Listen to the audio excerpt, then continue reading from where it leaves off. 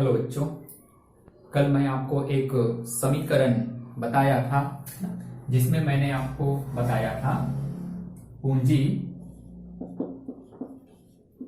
धन दायित्व बराबर संपत्ति। इस प्रकार से एक समीकरण आपको बताया था जिसमें जो है इक्वल का चिन्ह लगा है। ठीक है, पूंजी धन दायित्व बराबर संपत्ति। तो उस दिन मैंने बताया था कि बच्चों देखो, संपत्ति क्या है? तो संपत्ति वो है जो व्यापार में जितने भी वस्तुएं हैं वो समस्त चीजें संपत्ति कहलाता है। ठीक है, और ये संपत्ति बनता कैसे है? तो ये संपत्ति जो होता है बच्चों, एक होता है मालिक की पूंजी, है ना, मालिक का जो पैसा है, ठीक, और दूसरा हमने अगर कुछ उधार ले भी लिया है तो ये दोनों मिलकर के जो हमारे पास है व्यापार, है ना, दुकान में है, वो कहलाता है संपत्ति। दोनों मिलकर के, है ना। ये तो हो गया मालिक का पैसा, है ना, मालिक का पैसा, और ये है हमारा कर्ज, है ना, हमने कर्जा उठाया है, कर्जा लिया है, तो मालिक का पैसा और कर्जा उठा करके हमने क्या किया है, एक दुकान खोला है। ठीक है, तो दुकान के अंदर जितने भी चीजें होंगे, है ना, वो समस्त चीजें जो है हमारी संपत्ति कहलाएंगी, चाहे वो माल के रूप में हो, भवन के रूप में हो, फर्नीचर के रूप में हो, है ना। तो इस प्रकार की समस्त चीजें जो है हमारी संपत्ति कहलाता है बच्चों। ठीक है भाई, जैसे कि अगर मैं बात करूं, है ना, कि मुझे दुकान के लिए कितना पैसे चाहिए, 15 लाख की आवश्यकता है, 15 लाख की आवश्यकता है दुकान के लिए। ठीक है बच्चों, और मालिक के पास कितना है? मालिक के पास है 10 लाख रुपए। ठीक है, तो 10 लाख रुपए मालिक का पैसा है, और मैंने जो है 5 लाख रुपए का क्या लिया, उधारी लिया है। तो इस प्रकार से 5 लाख, है ना, इस प्रकार 10 लाख और 5 लाख मिला के इतना हो गया 15 लाख रुपए। तो 15 लाख की संपत्ति अभी मेरी दुकान में है, चाहे वो, है ना, संपत्ति जो है ना दुकान के मालिक के द्वारा लगाया गया हो, या फिर जो है वो कर्जा लेकर के लगाया हो, उधारी लेकर के लगाया हो, उस दोनों मिलकर के क्या कहलाता है, संपत्ति कहलाता है। तो संपत्ति जो होता है वो पूंजी और दायित्व का जोड़ होता है। ठीक है, आज हम इसी से संबंधित कुछ ना ये देखेंगे, कुछ सौदे लेन देन देखेंगे, उस लेन देन का प्रभाव जो है इस पर कैसे पड़ता है वो हमको समझना है। अगर वो आप अच्छे से समझ लेते हैं बच्चों, तो इसके माध्यम से जो है आप आसानी से आने वाले अकाउंटिंग है वो सारी चीजों को बहुत ही इजीली ढंग से आप इसको समझ पाएंगे। तो चलो चलते हैं, मैं कुछ क्वेश्चंस, है ना, लेके आया हूं, कुछ चीज लेके आया हूं, लेन देन लेके आया हूं, उसी के आधार पे हम इसको समझने का प्रयास करेंगे कि उसका प्रभाव पूंजी पर क्या पड़ता है, दायित्व पर क्या पड़ता है, और संपत्ति पर उसका प्रभाव हमको देखना है ना। प्लस होता है, माइनस होता है, क्या होता है वो हमें यहाँ पर ये करना है। उसी को कहा जाता है लेखांकन समीकरण। ठीक है, यह एक समीकरण है, समीकरण हमेशा बराबर होता है। ठीक है, आप गणित में भी पढ़ चुके हो बच्चों। ठीक है, तो उन चीजों को यहाँ पर हम समझने का प्रयास करेंगे। तो बच्चों आप यहाँ पर देख रहे हैं लेखांकन समीकरण हम तैयार करेंगे। मैंने प्रश्न को यहाँ पर लिख दिया है पहले से ही, ताकि हम आसानी से हम उसको जो है समीकरण में जो है पुट अप कर सकें, और उसका होने वाले प्रभाव को आसानी से हम जल्दी से जल्दी जान सकें, समय बचे, इसलिए मैंने प्रश्न को पहले से यहाँ लिख दिया है। देखेंगे, सबसे पहले मैंने पहले भी सिखाया था आपको, नगद से व्यापार प्रारंभ किया 12,000 रुपए। ठीक है, नगद से व्यापार प्रारंभ किया 12,000 रुपए, क्या प्रभाव पड़ेगा हमें यहाँ पर समझना है। तो देखो बच्चों, नगद से व्यापार प्रारंभ करेंगे तो व्यापार का जो मालिक है वो व्यापार को पैसा देता है। ठीक है, तो पूंजी में हम कितना लिखेंगे, 12,000 रुपए पूंजी के रूप में, दायित्व की, है ना, इधर जो है 12,000 रुपए पूंजी के रूप में यहां पर हम लिख देंगे। ठीक है, और जो है रुपए दिया है, पैसा दिया है। ठीक है, तो संपत्ति के रूप में व्यापार के पास में, है ना, कितना पैसा आ गया है, यहां पर आ गया है रोकड़, रोकड़ के रूप में हमारे पास 12,000 रुपए आ गया है। ठीक है, पूंजी क्या है, पूंजी मालिक के द्वारा दिया गया पैसा है बच्चों। ठीक है, तो हम पूंजी के रूप में लिखते हैं उसको, तो पूंजी का हो गया 12,000 रुपए। ठीक है, और उसमें व्यापार को दिया, दुकान को दिया, तो दुकान के पास कितना पैसा आ गया? 12,000 रुपए। क्योंकि पहले भी मैंने क्लास में आपको बताया था कि व्यापार का जो मालिक है वो अलग व्यक्ति है और दुकान एक अलग व्यक्ति है। तो ठीक है ना, इस व्यक्ति ने उस व्यक्ति को दिया, मतलब मकान के ना जो दुकान के मालिक है उसने व्यापार को दिया, उस व्यक्ति को दिया। ठीक है, तो जो मालिक है, दुकान का मालिक है, वो उसको, उसके पैसे को हम पूंजी बोलते हैं, तो पूंजी के रूप में लिखे, और उसी को जब व्यापार में लगा दिया जाता है ना, तो वो संपत्ति बन जाता है ना। और व्यापार के लिए वो क्या है? संपत्ति है, जो कि किस रूप में है? अभी रोकड़ के रूप में है, नगद के रूप में है अभी। ठीक है बच्चों, तो इस प्रकार से जो है इसका प्रभाव जो है यहाँ पर ऐसे पड़ेगा, पूंजी के रूप में 12,000 हो जाएगा, और संपत्ति की तरफ रोकड़ के रूप में संपत्ति जो है कितने का? 12,000 का हो जाएगा। क्लियर है? उसके बाद देखो यहाँ पर हम दूसरे नंबर का सौदा लिए हैं, लेन देन है, लिखा है नगद माल खरीदा 4,000 रुपए का। नगद माल खरीदा 4,000 रुपए का बच्चों, तो इसका क्या प्रभाव पड़ेगा? है ना, आप सामान्य रूप से सोचिए, है ना, माल खरीदते हैं तो व्यापार में माल आता है, माल तो आता है, लेकिन नगद बोला है ना, तो माल खरीदने पर होता क्या है? पैसा जाता है। तो व्यापार में माल तो आएगा पर पैसा जाएगा। ठीक है, ठीक है भाई। तो यहां पर हम यहां पर देखेंगे हमारे पास एक नया संपत्ति के रूप में यहां पर क्रिएट हो जाएगा, नया संपत्ति आ जाएगा, और वो है हमारे माल, गुड्स। माल के रूप में यहां पर हमारे पास एक नया संपत्ति आ जाएगा। कितने पैसे का माल आ रहा है? 4,000 का हमने जो है नगद माल खरीदे हैं बच्चों, तो 4,000 रुपए का हमारे पास एक संपत्ति आ जाएगा माल के रूप में। ठीक है, लेकिन जो है हम उसके लिए पेमेंट करेंगे, पैसा देंगे, तो पैसा देंगे तो यहां पर जो है क्या हो जाएगा? 4,000 रुपए हमारे से जाएगा भी, इसीलिए हम उसको क्या कर देंगे? 4,000 रुपए माइनस कर देंगे उसको। ठीक है, और इस प्रकार से एक नया समीकरण तैयार हो जाएगा। ठीक है, तो अब जैसे यहाँ पे आप खाली जगह जहां पर होता है वहां पर ऐसे जीरो कर सकते हैं। ठीक है, टोटलिंग करेंगे तो यहां पर आ जाएगा पूंजी के रूप में 12,000 रुपए, और कहीं पर कुछ नहीं है। यहां पर देखो रोकड़ के रूप में 12,000 में से 4,000 हम कम कर देंगे बच्चों, तो आ जाएगा 8,000 रुपए। ठीक है, और यहां पर कितना है? 4,000 रुपए। तो इस प्रकार से हम कह सकते हैं कि ये दोनों लेन देन को लिखने के बाद स्थिति क्या है? पूंजी हमारे पास 12,000 की है, और संपत्ति के रूप में रोकड़ 8,000 की है, और माल जो है 4,000 रुपए की है। क्लियर है? तो 8 और 4 12,000 होता है, और दोनों पक्ष हमेशा बराबर रहेगा, क्योंकि इक्वल का चिन्ह लगा हुआ है, बराबर का चिन्ह लगा है। तो हर समय, हर सौदे के बाद, हर लेन देन के बाद भी दोनों पक्ष जो है हमेशा बराबर ही रहेगा। ठीक है, आगे देखें। नगद माल बेचा 2,000 का। अब नगद माल बेचा जा रहा है बच्चों 2,000 रुपए का, इसका क्या प्रभाव पड़ेगा वो देखेंगे। तो भाई माल की बातें हो रही है, तो जब माल बेचा जाता है तो माल क्या होगा? कम होगा ना। तो हमारे पास 4,000 का माल था, 2,000 का माल हम बेच रहे हैं, नगद बेच रहे हैं, तो हमारा माल जो है 2,000 रुपए कम हो जाएगा। तो माल जब नगद बेचते हैं तो पैसा आता है, तो हमारे पास रोकड़ में क्या हो जाएगा? वृद्धि हो जाएगा, रोकड़ बढ़ जाएगा, इंक्रीज हो जाएगा। कितने का? 2,000 रुपए का। अरे भाई जितने का हम माल बेचेंगे उतना ही तो पैसा आएगा ना। तो 2,000 का माल बेचा है तो 2,000 पैसा आएगा, तो पैसा में वृद्धि होगा और माल में कमी होगा। बस यही कमी और वृद्धि को हमको जज करना है लेखांकन समीकरण के अंतर्गत। ठीक है, कहां बढ़ रहा है, कहां कम हो रहा है, बस इतना ही जज करना है अभी फिलहाल। ठीक है, तो देखो बच्चों यहां पर आप देख रहे हैं वृद्धि हो रहा है, तो क्या हो जाएगा? 8 और 2 10,000 का हो जाएगा पैसा। ठीक है, और यहां पर आप देखेंगे 4,000 में से 2,000 कम कर देंगे तो कितना हो गया? 2,000। ठीक, और इस प्रकार से अब इस समीकरण को हमने देख लेते हैं इस पक्ष में। तो ये है 12,000 का, तो 12,000 की पूंजी है। ठीक है, उसमें संपत्ति तरफ देखें तो रोकड़ हो गया हमारे, इस लेन देन को इसमें ये करने के बाद है ना 10,000 का रोकड़ और 2,000 का माल।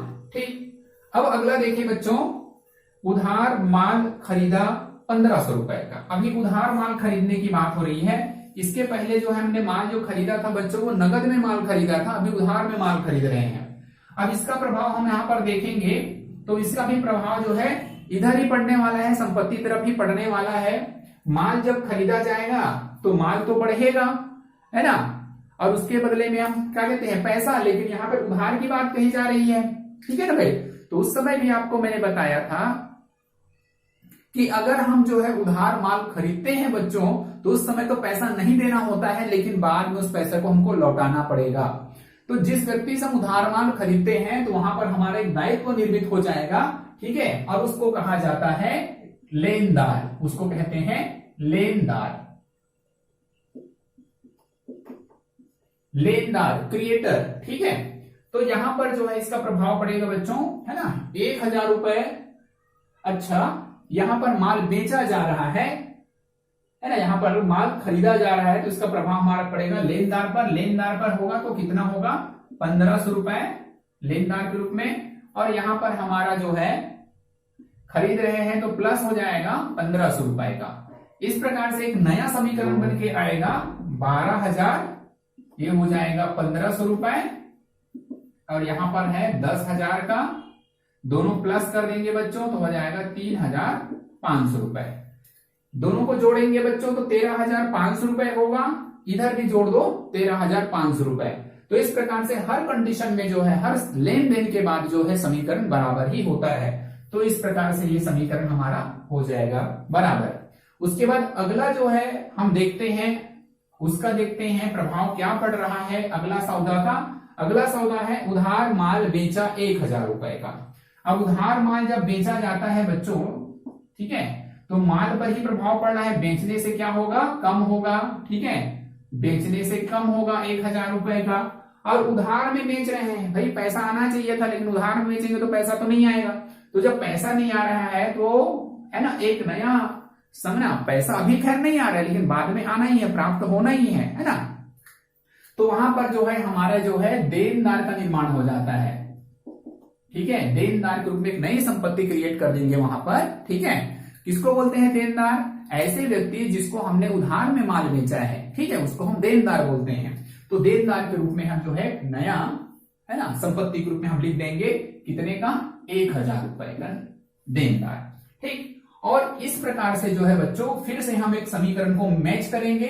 तो ये हो गया पूंजी के रूप में 12,000, लेनदार के रूप में 1,500 रुपए, रोकड़ के रूप में हमारे पास है 10,000, माल के रूप में यहां पर देखेंगे माल में कमी आ जाएगा बच्चों, हमने माल बेचा है इसी कारण से, तो ये हो जाएगा 2,500 रुपए, 2,500 रुपए। और यहां पर एक नया संपत्ति देनदार के रूप में आ जाएगा 1,000। और इस प्रकार दोनों तरफ को आप जोड़ेंगे तो 13,500 इधर भी होगा और 13,500 रुपए इधर भी हो रहा है, ठीक है। आगे देखते हैं 6वें नंबर, माल वापस किया 200 रुपए का। बच्चों हम एक व्यापारी हैं, है ना, हमने माल को वापस कर दिया। अब कुछ भी कारण से टूट फूट हो गया होगा या कुछ खराब आ गया होगा, ऑर्डर के अनुसार नहीं होगा, तो हमने माल वापस कर दिया। तो माल वापस करने से क्या होगा, माल को जब वापस करेंगे तो माल में कमी आ जाता है, वापस करने से कम नहीं होगा, ठीक है। तो माल हमने वापस कर दिए हैं 200 रुपए का, तो माल क्या हो जाएगा हमारा, कम हो जाएगा। तो हम माल में से 200 रुपए का हम कमी कर देंगे, घटा देंगे, ठीक है। अच्छा, हम माल को जो है तो वापस तो कर देंगे, तो माल वापस जब करेंगे तो इसका प्रभाव क्या पड़ेगा, इसका प्रभाव पड़ेगा बच्चों कि हमारा जो लेनदार है वो भी क्या होगा, साथ ही साथ कम हो जाएगा, ठीक है। हमारे लेनदार में भी क्या आएगा, कमी आ जाएगा 200 रुपए का, क्योंकि हमने जो है उसको खरीदा था ना भाई, जो चीज हम खरीदे रहेंगे उसी को तो वापस करेंगे ना। तो हमने माल को खरीदा था, ठीक है, जिसको हम वापस कर रहे हैं, वापस करने से क्या होगा, माल में हमारी कमी आ जाएगी। साथ साथ उधार माल हमने खरीदा था, ठीक है, 1,500 रुपए का दिखा रहा है, तो उसमें से हमने कुछ माल तो वापस कर दिया ना, तो उतने का पैसा नहीं देना पड़ेगा, ठीक है ना। तो इस प्रकार से जो है हमारे लेनदार में भी क्या आएगा, कमी आएगा, हमारे कर्ज में भी कमी आएगा। हमारा कर्जा कितने का था, लेनदार के रूप में 1,500 रुपए का कर्जा दिखा रहा था, अब हमने कुछ माल वापस कर दिया, इसलिए हमारे कर्जा भी, हमारे उधारी भी क्या होगा, थोड़ा सा कम हो जाएगा 200 रुपए के बराबर, ठीक है। तो इसका भी आप किस प्रकार से हमने दोनों तरफ जो इसका प्रभाव को दर्शाए हैं वो भी आपको समझ में आया होगा, ठीक है। अब इसके बाद आप फिर से इसको क्या करेंगे, समीकरण को हम सिस्टमेटिक ढंग से जोड़ घटा लेते हैं, ठीक है। ये है 1,500 रुपया, माइनस करेंगे 200 रुपया तो आ जाएगा 1,300 रुपए। यहां पर 10,000 2500 में हम करेंगे कम 200 रुपए, तो ये आ जाएगा 2300 रुपए और ये 1000 रुपए। इस प्रकार दोनों तरफ को आप जोड़ेंगे तो बराबर होगा, इधर जोड़ेंगे तो आपका आएगा 13,300, इधर भी जोड़ेंगे बच्चों तो 13,300 रुपए ही आएगा। ठीक है, तो हमेशा हर कंडीशन में हर सौदे के बाद आप ये करेंगे तो क्या बोलते हैं, समीकरण हमेशा बराबर ही आएगा। ठीक है, अगला देखें, माल वापस आया। अभी देखो हमने माल वापस किया था इसके पहले नंबर में, अभी जो है माल वापस आ रहा है। माल वापस आना का मतलब क्या है भाई, हमने जो माल बेचा है वो वापस आ रहा है, किसी कारण से वापस आ रहा है, हो सकता है उसमें भी टूट फूट या जो भी होगा वो शिकायत होगा, वापस आ रहा है। तो हमारा माल जब वापस आएगा बच्चों तो हमारा माल क्या हो जाएगा, बढ़ जाएगा। बढ़ जाएगा तो हम उसको प्लस का, है ना, प्लस करेंगे, कितने का है वो, 300 रुपए का है, तो लिख देंगे 300 रुपए का माल आ गया, बढ़ेगा। अब इसका प्रभाव क्या पड़ेगा भाई, इसका प्रभाव ये पड़ेगा कि हमने माल जो बेचा था उधार में बेचा था, तो अब हमें क्या है, उतना पैसा कम मिलेगा, हमारे देनदार जो है उतने पैसे से कम हो जाएगा, तो देनदार में भी हम 300 रुपए की कमी लाएंगे। और इस प्रकार से इसकी जो है यहां पर दर्शाया जाएगा। ठीक है, कहने का मतलब ये है कि माल वापस जब आता है तो उस कंडीशन में जो है हमारा माल भी कम हो जाता है और हमारा जो है देनदार भी कम हो जाता है। ठीक है, देनदार मतलब जिसको हमने उधार माल बेचा था, ठीक है, ये 1000 का था, अब जो है माल हम ना उसने वापस कर दिया है, ठीक है, 300 का, तो अब क्या होगा, कम हो जाएगा। ठीक, तो देखो समीकरण को मिलाते हैं, तो ये है 12,000 रुपए, ये यहां पर कोई परिवर्तन नहीं हुआ, 1300 रुपए ही लिखेंगे, यहां पर भी कोई परिवर्तन नहीं हुआ है, 10,000 लिखेंगे, यहां पर 2 है ना परिवर्तन हुआ है, प्लस प्लस हुआ है, तो यहां पर हो जाएगा 2600 रुपए हो जाएगा, और यहां पर माइनस कर देंगे बच्चों। ठीक है, तो ये हो जाएगा 700 रुपए का, 1000 में 300 कम कर देंगे, 700 रुपए हो जाएगा। ठीक है भाई, अब यहां पर ध्यान रखेंगे, अगला है नगद बैंक में जमा किया 2000 रुपए, 2000 रुपए का हमने पैसा जमा किया है बैंक में बच्चों, तो इसका प्रभाव क्या होगा, तो यहां पर आप ध्यान रखेंगे, इसका प्रभाव यहां पर हम देख लेते हैं, क्या पड़ेगा इसका प्रभाव भाई, हम नगद पैसा जमा करेंगे, दुकान का पैसा बैंक में जमा करेंगे, तो क्या हो जाएगा भाई, पैसा कम हो जाएगा, नगद कम हो जाएगा, है ना, और वो पैसा कहां गया, बैंक में, तो बैंक भी हमारे लिए एक संपत्ति है ना, हमारा पैसा बैंक में रखा है, सीधा सी बात है ना, तो हम यहां पर उसको एक नया नाम दे देंगे, है ना, और दे देंगे बैंक, एक नया नाम हम उसको दे देंगे बैंक, तो बैंक में उतना डिपॉजिट करेंगे तो बैंक के पास चला जाएगा, और हमारे जो तिजोरी में जो पैसा रखा है उसमें थोड़ा कमी आ जाएगा, कितने का, जितने का हम जमा कर रहे हैं, तो प्रश्न के हिसाब से यहाँ पे 2000 का लेन देन के हिसाब से 2000 जमा कर रहे हैं बच्चों, तो यहाँ पर 2000 रुपए जो है 2000 की कमी आ जाएगा रोकड़ में, और नए संपत्ति के रूप में बैंक में हमारा पैसा चला जाएगा 2000 रुपए। ठीक है, और इस प्रकार से जो है आप इसको मैच कर लेंगे, तो फिर आ जाएगा 12,000 की पूंजी प्लस 1300 रुपए का लेनदार, और यहां पर है 8 में से 2000 कम कर देंगे, सॉरी 10 में से 2000 कम करेंगे, 8000 आ जाएगा, प्लस यहां पर कोई परिवर्तन नहीं हुआ है, 2600 ही होगा, यहां पर भी कोई परिवर्तन नहीं हुआ है, 700 होगा, और यहां पर एक नया संपत्ति आ गया है बैंक के रूप में, ये हो गया हमारा 2000 रुपए। ठीक है, तो ये भी आपको समझ में आया होगा। अब देखें लास्ट नंबर का हमारा एक समीकरण बचा है, जिसमें कहता है बैंक से नगद निकाला 1000 रुपए, बैंक से नगद निकाला 1000 रुपए। ठीक है, तो यहीं पर फिर से उस दोनों में ही प्रभाव पड़ेगा, रोकड़ में और बैंक में। भाई पैसा जब निकालोगे तो पैसा आपकी दुकान में आएगा, दुकान में आएगा तो उतना पैसा प्लस कर देंगे, 1000 आ रहा है, 1000 प्लस कर देंगे। ठीक है, और बैंक से पैसा निकाले हैं तो बैंक वाले से माइनस कर देंगे, बैंक से माइनस कर देंगे, बैंक से घटा देंगे। ठीक है, वहां कमी होगी, यहां बढ़ेगी निकालने पर। ठीक है भाई, तो इस प्रकार से फिर से एक नया समीकरण हमारे पास है ना आ जाएगा। देखिए 8000 से बढ़कर 9000 हो गया, प्लस यहां पर कोई प्रभाव नहीं पड़ा है तो यहां पर उतना ही रहेगा 2600 रुपए, यहां पर भी कोई प्रभाव नहीं है इसका तो उतना ही रहेगा 700 रुपए, और यहां पर आप देखेंगे 2000 में से 1000 कम कर देंगे तो कितना आ जाएगा 1000 रुपए। ठीक है भाई, अब यहां पर आप देख सकते हैं है ना, इधर भी कुछ नहीं हुआ है, तो यहां पर है 1200 रुपए और 12,000 और 1300 रुपए। ये हमारा एक नया समीकरण फिर से तैयार होके आ गया। अब इतने सारे लेन देन को करने के बाद हमारे पास अगर देखें बच्चों, है ना, पूंजी, दायित्व और संपत्ति के रूप में क्या कितना कितना है, तो यहां से हमें पता चलता है पूंजी के रूप में 12,000 रुपए हमारे पास में है, लेनदार दायित्व के रूप में 1300 रुपए का है हमारे पास, है ना, जिसको कर्जा कह सकते हैं, 1300 रुपए का कर्जा है हमारे पास। ठीक है बच्चों। संपत्ति के रूप में क्या क्या है, संपत्ति के रूप में बात करें तो रोकड़ के रूप में 9,000 रुपए है, माल के रूप में 2,600 रुपए है, और हमने जिसको उधार में माल बेचा है, जिसको हम देनदार कहते हैं, वो है 700 रुपए का। ठीक है। और हमारे बैंक में कितने पैसे हैं अभी, 1,000 रुपए जमा भी है। तो इस प्रकार से जो है एक लेखांकन समीकरण तैयार की जाती है। आपको एक क्वेश्चन जो है और भी मैं बताऊंगा, है ना, ताकि आप लेखांकन समीकरण या प्लस माइनस करना या फिर किसी भी सौदे का प्रभाव आप आसानी से, है ना, समझ पाए, जान पाए। इसी प्रभाव के आधार पर ही आपकी जर्नल की एंट्री आने वाली वीडियो में हम बताएंगे। अभी एक वीडियो जो है मैं लेखांकन समीकरण के ऊपर और भी बताऊंगा। कुछ लेन देन और भी हैं, है ना, जिसको जानना जरूरी है, जो लेन देन जो है प्राय आपको हर एक प्रश्न में मिलेंगे। तो ऐसे कुछ लेन देन और भी है, क्योंकि ब्लैक बोर्ड थोड़ा इतना ही लिखा जा सकता है, इसलिए अगले वीडियो में हम उसको कवर करेंगे कुछ लेन देन को लेकर के। तो ये आपको समझ में आया होगा। ठीक है। बाकी चीज जो है आने वाली वीडियो में और भी चर्चा करेंगे। ठीक है बच्चों, अपना ध्यान रखिए।